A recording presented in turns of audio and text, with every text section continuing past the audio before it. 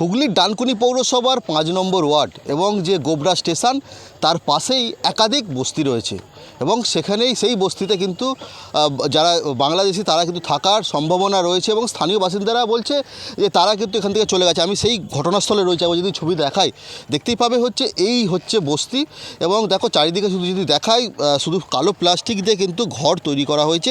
এই ঘরের মধ্যে কোনো রকমভাবে তারা থাকে এবং দেখতেই পাচ্ছ যাতায়াতের যে রাস্তা, সেই যাতায়াতের রাস্তা যদি দেখা যায় বাঁশের যে বাঁশ দিয়ে কোনো রকমভাবে তারা এই রাস্তায় যাতায়াত করে।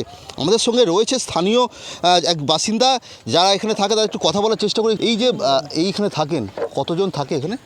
এখানে দাদা তা 200-300 মানুষ থাকে। আচ্ছা, এইভাবেই থাকে এখানটা 200-300 মানুষ। আমরা এইভাবেই থাকি, দীর্ঘদিন থাকি, 40-45 বছর হয়ে গেলে এখানটা এইভাবেই থাকি আমরা। এখানে অনেক রকমের লোকজন আছে, যেমন বীরভূমের আছে, আমাদের জঙ্গিপুরের আছে, এখানে স্থানীয় আছে, এরকম। আপনারা এই 45-50 বছর ধরে থাকেন? হ্যাঁ। Voter card, Aadhaar card, PAN card আপনাদের হয়ে গেছে? হ্যাঁ, আমাদেরকে voter card, Aadhaar card, PAN card, Swasthya Sathi card, ration card, সব রকম কার্ডই আছে। কীভাবে করলেন ওটা?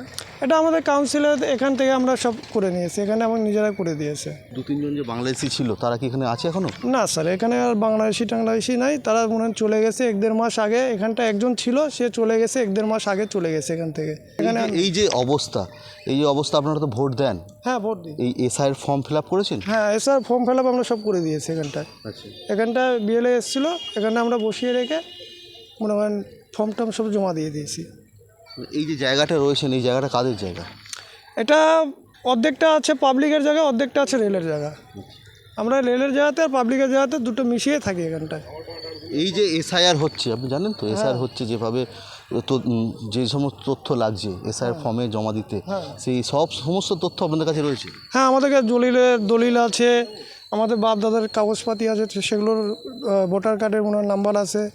যেরকম নথিগুলো চেয়েছে, কেউ 2টো দিয়েছে, কেউ 3টে দিয়েছে, কেউ 4টে দিয়েছে, এরকম নথি সব দিয়ে দিয়েছে। এই যে যারা বাংলাদেশি যারা ছিল, কোন ঘরটা ভাড়া থাকতো? ওই দিকে যদি হাত দিয়ে একটু দেখান। ঘরটা তো ভেঙে ফেলেছে, ঘরটা আর নেই, বুঝলি তো। ওর ঘরটা বিক্রি করে দিয়েছে, বাসগুলো আমরা সব কিনে 1-1.5 মাস আগে ওটা জ্বালিয়ে শেষ করে দিয়েছি। যারা বাংলাদেশি ছিল, অর্থাৎ স্থানীয় যারা বলছে মোট 5 জন ছিল, তারা কিন্তু এই বস্তিতেই থাকতো।